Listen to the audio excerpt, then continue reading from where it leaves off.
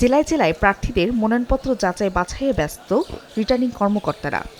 উৎকণ্ঠায় কার্যালয়ের বাইরে অপেক্ষায় বিভিন্ন দল ও স্বতন্ত্র প্রার্থী সমর্থকরা।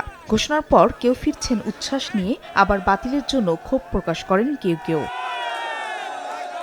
শনিবার সকালে ৬ আসনে বিএনপির ভারপ্রাপ্ত চেয়ারম্যান তারেক রহমানের মনোনয়নপত্র বৈধ ঘোষণা করেন সংশ্লিষ্ট কর্মকর্তারা। পাশাপাশি একই আসনে জামাত মনোনীত প্রার্থী আবিদুর রহমান সোহেলের মনোনয়নও পাশ হয়। অন্যদিকে মৃত্যুর কারণে বগুড়া ৭ আসনে বেগম খালেদা জিয়ার দাখিল করা মনোনয়নপত্রের কার্যক্রম সমাপ্ত করা হয়। তার বদলে মনোনয়ন পান গাবতলী উপজেলা বিএনপির সভাপতি মোর্শেদ মিল্টন। দিনাজপুর ৩ আসনেও বেগম খালেদা জিয়ার প্রার্থিতা সমাপ্ত করে বৈধ করা হয় সৈয়দ জাহাঙ্গীর আলমের আবেদন।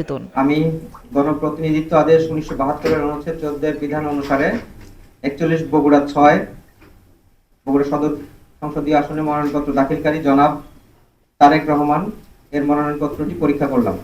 পরীক্ষান্তে মনোনয়নপত্রটি গ্রহণ করলাম। ঠাকুরগাঁও ১ আসনে মির্জা ফখরুল ইসলাম আলমগীরের মনোনয়নপত্র বৈধ ঘোষণা করেন কর্মকর্তারা। এ আসনে তার বিপরীতে মনোনয়ন পাশ হয় ছাত্র শিবিরের সাবেক সভাপতি দেলোয়ার হোসেনের। মির্জা ফখরুল ইসলাম আলমগীর, বাংলাদেশ জাতীয়তাবাদী দল জনাব দেলোয়ার হোসেন, বাংলাদেশ জামায়াতে ইসলামী জনাব মোহাম্মদ খাদেমুল ইসলাম, ইসলামী আন্দোলন বাংলাদেশ, ৩ জনের মনোনয়নপত্র যাচাই বাছাই করে আমরা সঠিক পেয়েছি এবং বৈধ বলে ঘোষণা করেছি।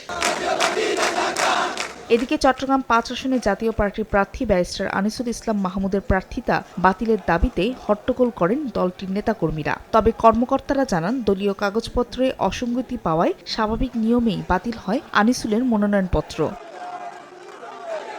এছাড়া চলমান যাচাই বাছাইয়ে ব্যাংক হিসাব, মামলা সংক্রান্ত জটিলতা সহ বিভিন্ন বিষয় খতিয়ে দেখে খুলনায় ৯ জন, টাঙ্গাইল এবং ময়মনসিংহে ৫ প্রার্থী সহ বেশ কয়েকটি জেলায় মনোনয়নপত্র বাতিল হয়েছে। বাতিল হওয়া প্রার্থীরা আপিলের সুযোগ পাবেন ৯ জানুয়ারি পর্যন্ত।